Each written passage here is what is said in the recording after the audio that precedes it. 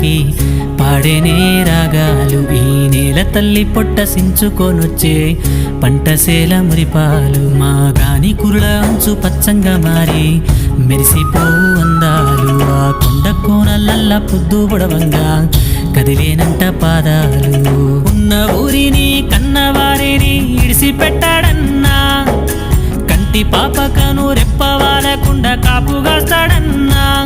ఏ దిక్కుల్లోనూ ఉన్న గుండెల్లో దాగున్న మమకారమంతా మట్టిపైనే. రైతన్నా